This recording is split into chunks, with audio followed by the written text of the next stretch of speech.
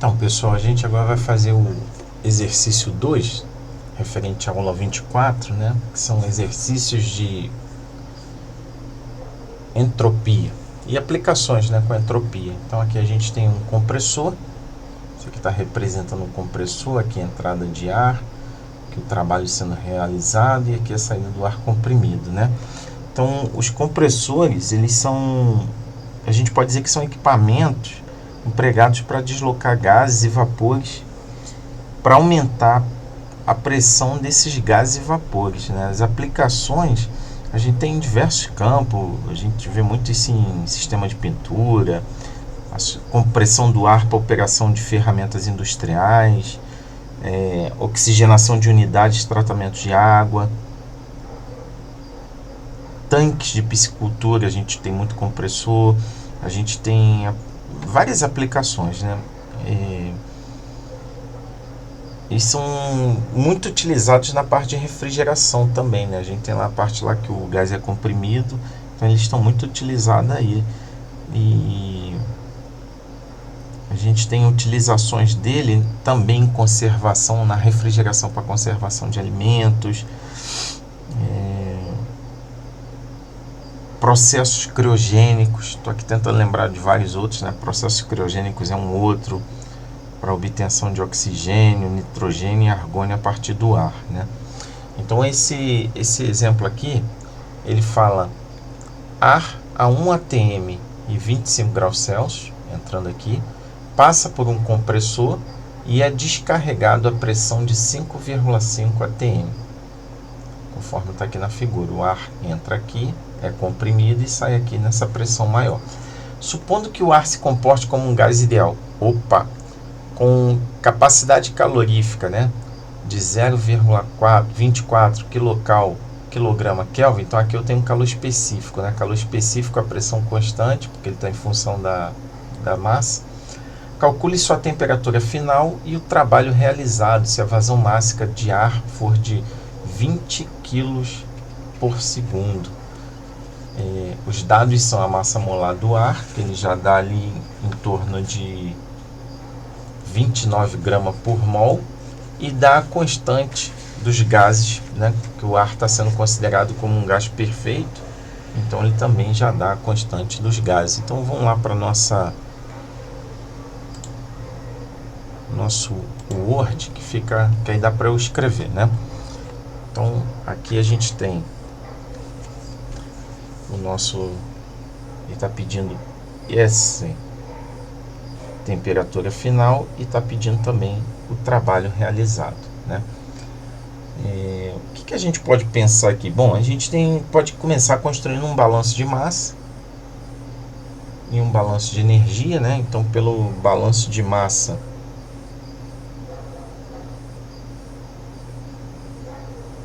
a gente vai ter sempre que a massa no volume de controle dt, ou seja, a taxa de massa, é igual ao somatório de massa que entra, de vazão máxima que entra, menos o somatório de vazão máxima que sai. Isso aqui é o balanço, né?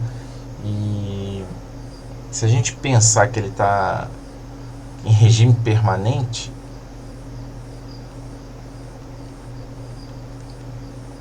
regime permanente ou regime estacionário são a mesma coisa. Vou botar aqui igual regime, que às vezes a gente lê lá regime permanente e em outras situações a gente lê regime estacionário.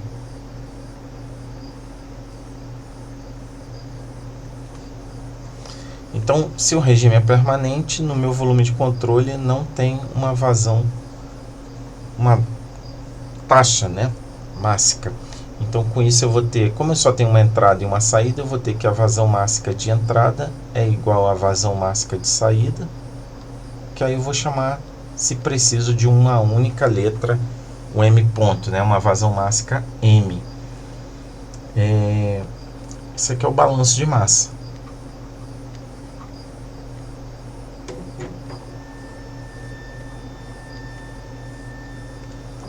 pelo balanço de energia, aquilo que a gente aprendeu lá da primeira lei da termodinâmica, a gente tinha que a energia total no volume de controle em função do tempo, ou seja, D é dt, né? A taxa de energia no volume de controle, taxa de energia total, né? Vai ser o que? O somatório da vazão máxima de entrada vezes a entalpia de entrada mais a porção de energia cinética de entrada mais a parte de energia potencial de entrada menos o somatório da vazão máxima de saída vezes a entalpia de saída mais a porção da energia cinética de saída ao quadrado mais a parte da energia potencial Zs. Isso tudo a gente vai incluir agora mais o calor, a taxa de calor, mais, ou mais não, menos o trabalho, né? Menos o trabalho, que no caso aqui eu estou chamando de potência, tá? E aí, como a gente tem um estado estacionário, esse termo aqui é igual a zero. Aqui ele está afirmando que a gente tem pressão constante. Ele fala que que se comporta como um gás ideal, que passa para um compressor. No compressor a gente tem compressão adiabática.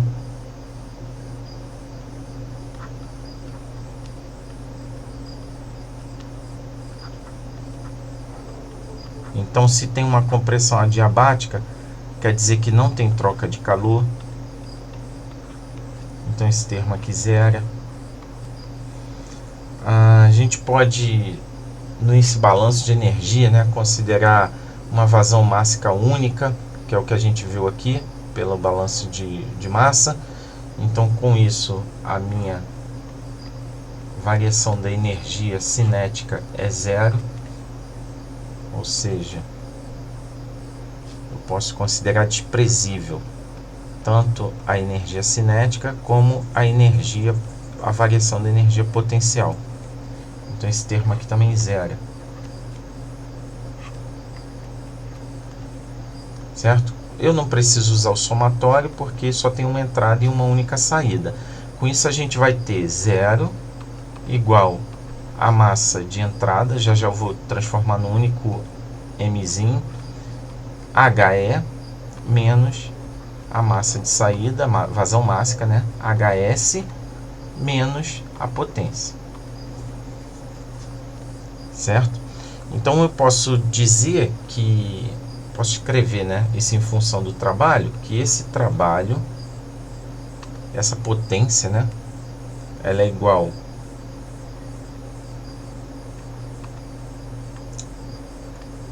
eu vou botar aqui único M ponto delta Hzinho, que é a entropia de entrada menos a de saída, tá?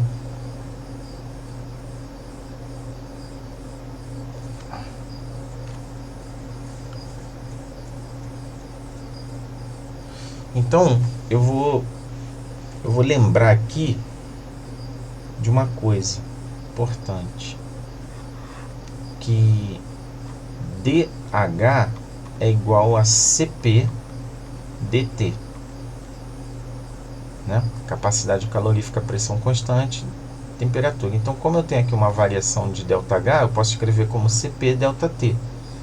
Então, o meu W vai ser M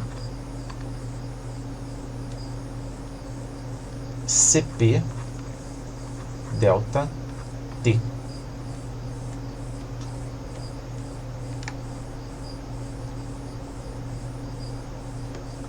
E aí, eu vou poder escrever. Ficou um ΔH, só para o pessoal não achar que fica H menos HS, porque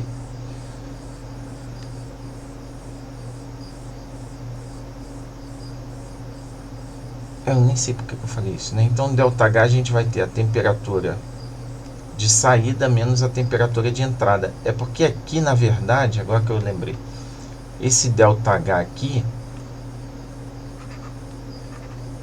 esse desse jeito que eu escrevi, ele está HE menos HS. Então, esse termo aqui tem que ser negativo. ΔH HS menos HE. Então esse termo aqui em relação ao outro, ele é negativo.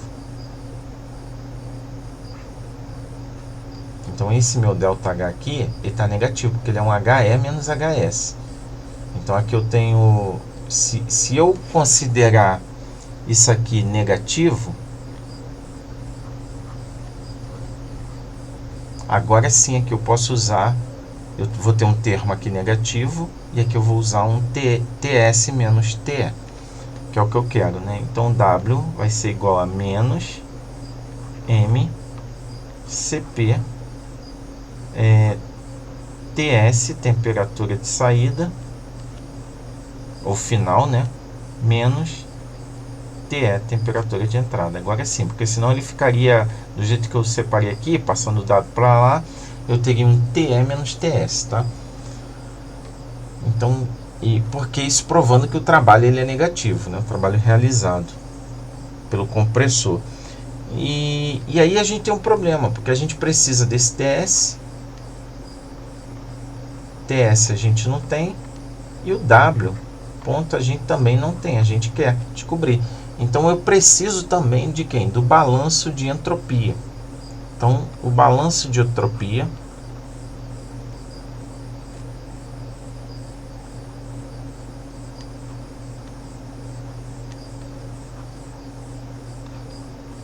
diz o seguinte, que a taxa de entropia no volume de controle, ou seja, a derivada temporal da entropia, é igual ao somatório das taxas de calor sobre a temperatura, mais a entropia gerada, mais o somatório das massas, da vazão mássica de entrada vezes a entropia específica, menos o somatório da vazão mássica de saída, entropia de saída. Muito bem. A gente já viu que é uma compressão adiabática, então esse termo aqui é igual a zero. A gente também viu que para um regime permanente essa taxa no volume de controle também é igual a zero. Então o que vai nos sobrar é outra coisa, também não tem energia, entropia sendo gerada aqui dentro. Também é igual a zero a entropia gerada, então esse termo aqui também é igual a zero. Então a gente tem que, e eu não tenho somatório, eu só tenho uma massa entrada, uma de entrada e uma de saída. Então o que vai me dizer? Que a massa de entrada, vazão mássica de entrada e entropia de entrada, menos a vazão mássica de saída vezes a entropia de saída é igual a zero. Isso aqui está me dizendo que, como os M são iguais, eu estou dizendo que a entropia de entrada é igual à entropia de saída. Ou seja, todo compressor ele é isentrópico. As entropias são constantes dentro do compressor, né? E aí a gente vai usar uma equação para gases, da entropia para gases, né? Para gás ideal. Para gás ideal, a gente tem que a variação da entropia é igual a, claro, a entropia final menos a inicial, né? Entropia final menos a entropia de entrada, no caso a entropia de entrada, saída menos a de entrada, e para a gente vai ter nessa relação o calor na saída, calor específico, a pressão constante, Ln, temperatura de saída sobre temperatura de entrada, menos a constante dos gases, Ln, P de saída, sobre P de entrada. Então isso aqui A gente sabe que essa variação é zero, né? Porque eles são iguais, está aqui. Então é zero igual a CP ln TS sobre TE menos R ln PS sobre PE. Passando um para cada lado, a gente vai chegar a uma relação de TS sobre TE igual R sobre CP. Eu dou às vezes uma pausa assim porque eu penso o que eu vou fazer, né? ln de PS. Opa, faltou o ln aqui. PS sobre PE. Aí lembra lá uma propriedade do logaritmo, que se eu tenho A, log de x, isso aqui eu posso escrever como log de x elevado a A, né? Então esse RCP eu posso elevar ali. Vamos ver se tem mais espaço aqui para baixo. Tem. Então isso aqui eu vou escrever como ln de TSTE igual a ln de PSPE elevado a RCP. Passo o exponencial dos dois lados, né? E aí a gente tira o logaritmo niperiano e vai nos sobrar que TS sobre TE é igual a PS sobre PE exponencial de RCP. Então eu já tenho como determinar o meu TS, né? TS é igual a TE vezes PS sobre PE R sobre CP. E esses vídeos não são editados, né? A gente vai passar para uma outra folhinha, porque aqui já não dá mais, né? Tem nem que eu queira ter mais espaço. Vou passar para outra folha aqui.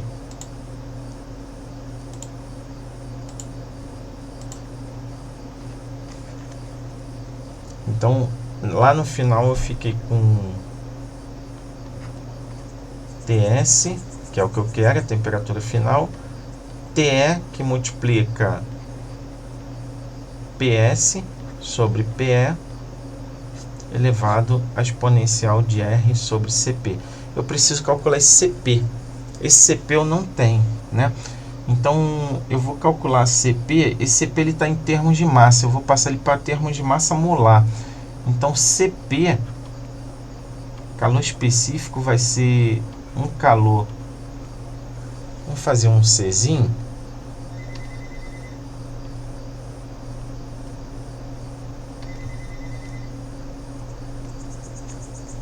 Vezes a massa molar do ar, tá? E dá uma paradinha aqui.